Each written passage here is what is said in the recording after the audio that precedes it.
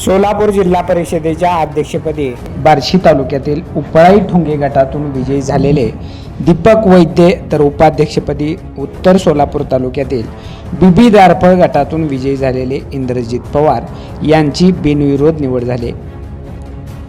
बार्शीचे माजी आमदार राजेंद्र राऊत यांचे नूतन अध्यक्ष दीपक वैद्य कट्टर समर्थक असून वैद्य हे जिल्हा परिषदेच्या उपळाई ठोंगे गटातून सर्वाधिक मताधिक्यांनी निवडून आले आहेत। मात्र ग्रामपंचायतीच्या निवडणुकीत थेट सरपंच पदाच्या लढतीमध्ये वैद्य यांचा निसटत्या अवघ्या 17 मतांनी पराभव झाला होता। आमचे असंख्य ग्राहक, हितचिंतक व मित्रपरिवारास गुढीपाडवा मराठी नववर्षाच्या हार्दिक शुभेच्छा। शुभ गुढीपाडवा। गावाने नाकारलं तरी जिल्हा परिषदेच्या निवडणुकीत सर्वाधिक मतांनी निवडून आलेल्या वैद्य यांना थेट जिल्हा परिषदेचं अध्यक्षपद मिळाले।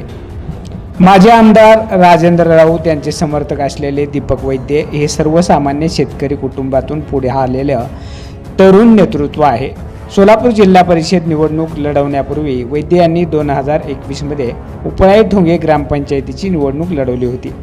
या निवडणुकीमध्ये त्यांचा निसटत्या 17 मतांनी पराभव झाला, परंतु ग्रामपंचायत निवडणुकीतील पराभवामुळे खचून न जाता दीपक वैद्य यांनी जिल्हा परिषद निवडणुकीसाठी जोमाने तयारी केली।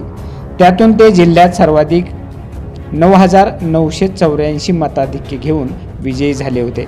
विशेष म्हणजे माजी आमदार राजेंद्र राऊत यांनी बार्शी तालुक्यातील जिल्हा परिषद आणि पंचायत समितीच्या सर्वच्या सर्व जागा जिंकल्या होत्या।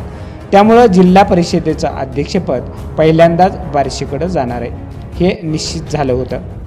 धनगर समाजाचे दीपक वैद्य यांचे शिक्षण 9वी पर्यंत झाले असून आजही ते शेती करतात। जिल्हा परिषद अध्यक्षपदासाठी नाव निश्चित झाल्यानंतरही ते शेतीकाम करत होते। अगदी शेवटच्या क्षणापर्यंत त्यांची मातीशी नाळ जुळलेली होती। त्यामुळे सर्वसामान्य शेतकरी कुटुंबातील तरुणानं जिल्हा परिषद अध्यक्षपदाला गवसणी घातल्यानं त्यांचं सर्वत्र अभिनंदन आणि कौतुक होत आहे।